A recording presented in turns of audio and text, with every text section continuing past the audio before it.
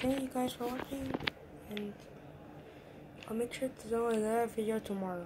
Bye.